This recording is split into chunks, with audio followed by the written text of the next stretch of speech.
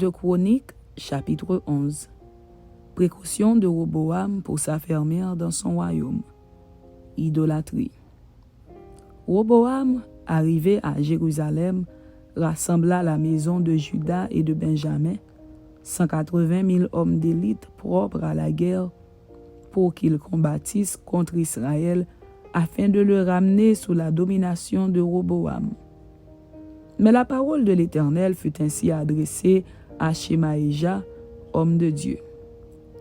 Parle à Roboam, fils de Salomon, roi de Juda, et à tout Israël en Juda et en Benjamin, et dis-leur, ainsi parle l'Éternel, ne montez point, et ne faites pas la guerre à vos frères, que chacun de vous retourne dans sa maison, car c'est de par moi que cette chose est arrivée. Ils obéirent aux paroles de l'Éternel et ils s'en retournèrent, renonçant à marcher contre Jéroboam. Roboam demeura à Jérusalem et il bâtit des villes fortes en Juda. Il bâtit Bethléem, Étam, Tekoa, Beth-sur, Soko, Adulam, Gath, Marécha, Ziph, Adoraïm, Lakis, Azeka, Soréa, Ajalon et Hébron, qui étaient en Juda et en Benjamin, et il en fit des villes fortes. Il les fortifia et y établit des commandants et des magasins de vivres, d'huile et de vin. Il mit dans chacune de ces villes des boucliers et des lances, et il les rendit très fortes. Juda et Benjamin étaient à lui.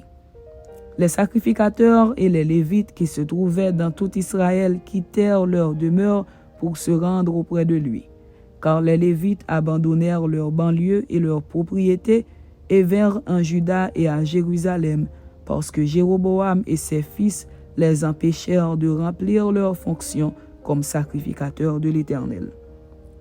Jéroboam établit des sacrificateurs pour les hauts lieux, pour les boucs et pour les veaux qu'il avait faits. Ceux de toutes les tribus d'Israël qui avaient à cœur de chercher l'Éternel, le Dieu d'Israël, suivirent les Lévites à Jérusalem pour sacrifier à l'Éternel, le Dieu de leur père. Ils donnèrent ainsi de la force au royaume de Juda et affermirent Roboam, fils de Salomon, pendant 3 ans, car ils marchèrent pendant 3 ans dans la voie de David et de Salomon. Roboam prit pour femme Mahalat, fille de Jérimoth, fils de David, et d'Abishaïl, fille d'Eliab, fils d'Isaïe. Elle lui enfanta des fils, Jeush, Shemaria et Zaham. Après elle, il prit Maaka, fille d'Absalom. Elle lui enfanta Abijah, Ataï, Ziza et Shélomith. Roboam aimait Maaka, fille d'Absalom, plus que toutes ses femmes et ses concubines, car il eut 18 femmes et 60 concubines, et il engendra 28 fils et 60 filles. Roboam donna le premier rang à Abijah, fils de Maaka, et l'établit chef parmi ses frères, car il voulait le faire roi. Il agit avec habileté en dispersant tous ses fils dans toutes les contrées de Juda et de Benjamin, dans toutes les villes fortes. Il leur fournit des vivres en abondance et demanda pour eux une multitude de femmes.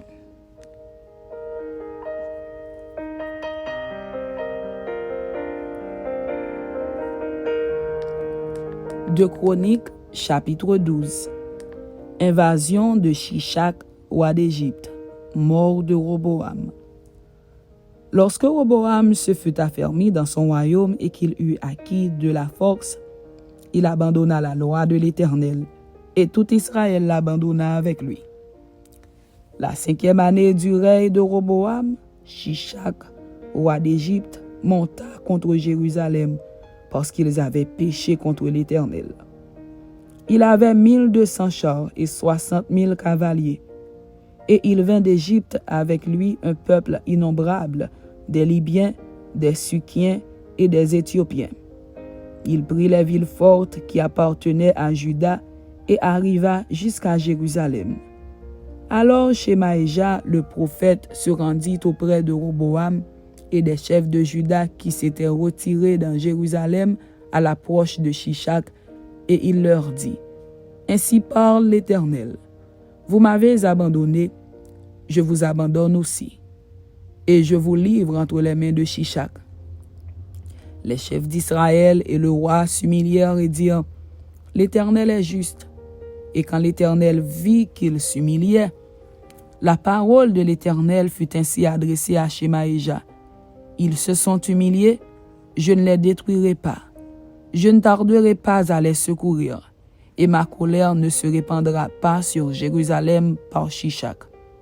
Mais ils lui seront assujettis, et ils sauront ce que c'est que me servir ou servir les royaumes des autres pays. » Shishak, roi d'Égypte, monta contre Jérusalem.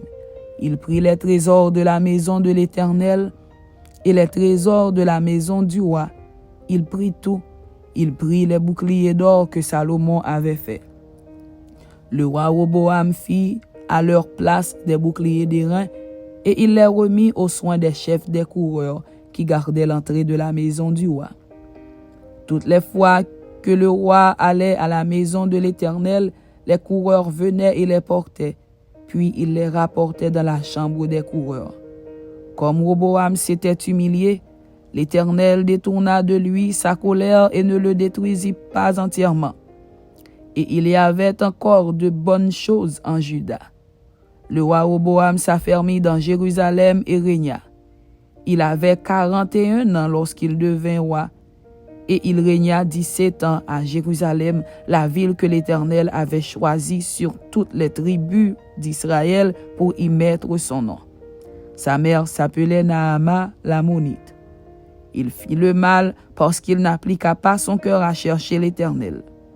Les actions de Roboam, les premières et les dernières, ne sont-elles pas écrites dans les livres de Shemaïja le prophète et d'Iddo le prophète, parmi les registres généalogiques?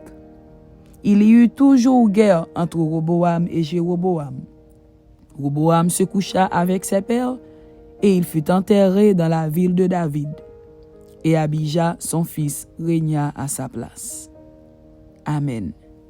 C'était de Chroniques chapitre 11 et de Chroniques chapitre 12. Que Dieu vous bénisse. Amen.